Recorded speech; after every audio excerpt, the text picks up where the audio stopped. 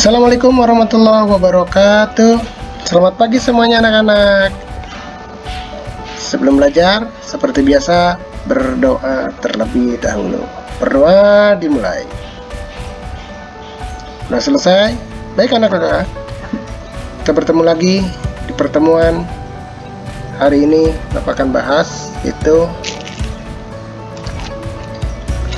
menelaah struktur dan kebahasaan dalam teks tanggapan. Kedua, mengungkapkan kritik atau sanggahan dalam bentuk teks tanggapan baik secara lisan ataupun tertulis, serta memperhatikan struktur dan kebahasaan.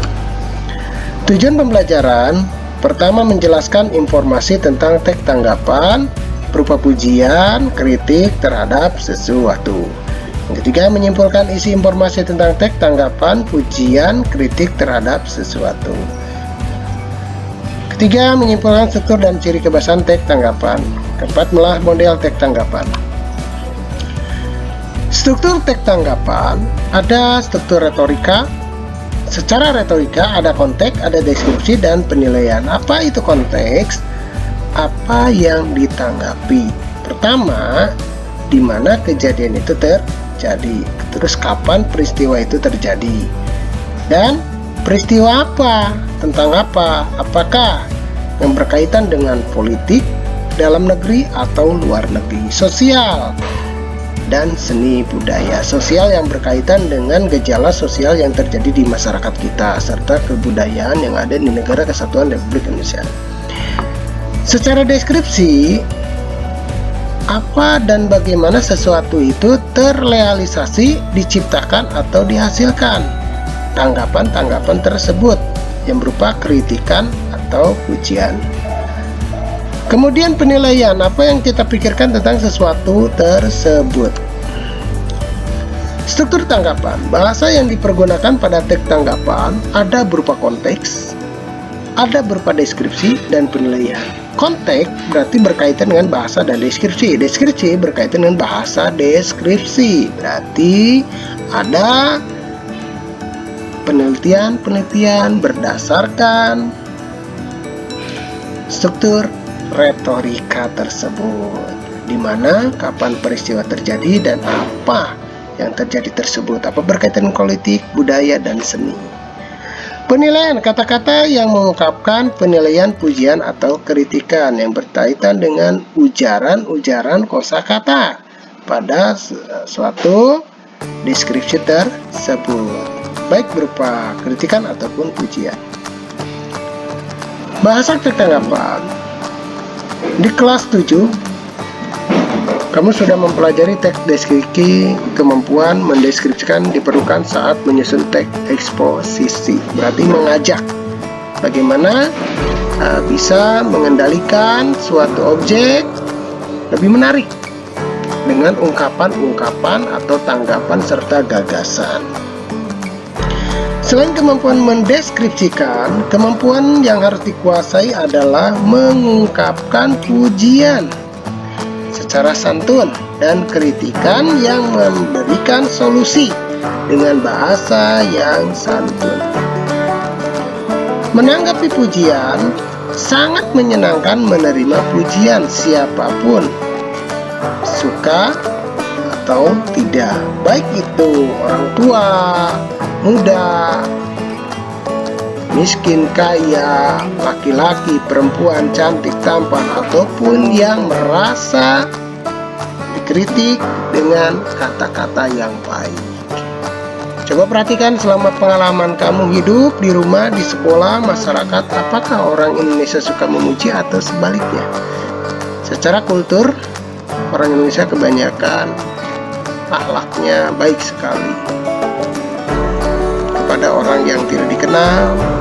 Itulah budaya kita, budaya sopan santun, menggunakan akhlak dan tata krama yang diajarkan oleh kedua orang tua kita dari zaman dahulu. Kata sayang, kamu jarang sekali melihat orang memuji dengan tulus. Ayo kamu tanamkan, biasakan memuji orang lain dengan tulus. Biasakan lihat isi baik dari setiap hal. Jika semua orang yang bisa membiarkan membiasakan, maka akan terbentuk bangsa yang memiliki kepercayaan tinggi, energi positif, akan membangun Indonesia lebih maju. Secara psikolog, pujian membawa perasaan positif yang disebabkan seseorang telah memperhatikan sesuatu karya, perbuatan yang ada pada diri kita yang dianggap memiliki nilai. Memuji berupa komponen penting dalam kemampuan bersosialisasi dan juga sarana membangun untuk memulai percakapan.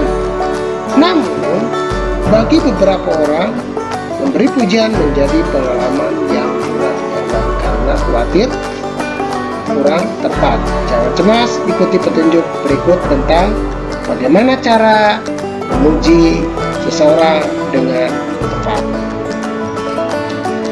Contoh, memuji anak mungkin terlihat mudah dan jelas akan menjadi bagian dalam pengasuhan si kecil, tetapi bukan sembarang memuji.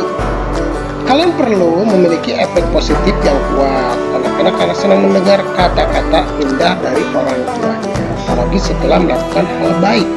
Orang tua pun seringkali secara otomatis memuji anak sebagai reaksi atas perasaan betapa bangganya Anda terhadap anak yang soleh, baik, ataupun yang lain. Tapi ketika harus memuji, ada banyak hal yang perlu dilakukan selain meningkatkan harga diri anak. Dalam memuji harus tulus, bukan basa-basi, bukan hanya seremonial, ataupun hanya sebatas mencemooh. Memuji tidak dengan sungguh-sungguh akan mendapat dirasakan, malah sebaliknya. Jika memuji itu sungguh-sungguh dan tulus, dan orang senang apa yang kamu sampaikan. Apabila dalam memuji atau ketika itu benar-benar tulus dalam hati sanubari. Baiklah anakku sekalian, dari beberapa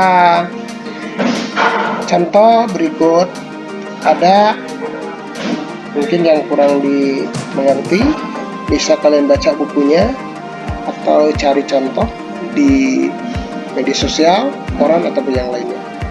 Nah, tugas hari ini cukup itu saja. Nanti apabila ada yang kurang dimengerti, bisa menyampaikan ke Bapak dengan menggunakan aplikasi WA ataupun di Google Classroom. Nah, tugasnya adalah tugas kalian nih.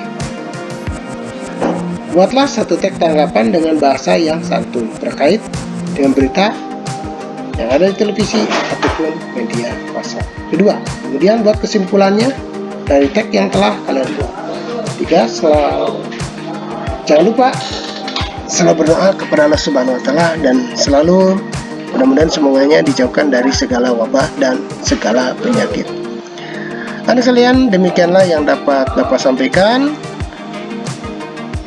Apabila ada kata-kata yang kurang berkenan, mohon maaf. Wabillahi taufiq wal hidayah. Assalamualaikum warahmatullahi wabarakatuh. Dan sebelum Bapak akhiri, silakan berdoa dimulai. Doa selesai. Mari, assalamualaikum warahmatullahi wabarakatuh.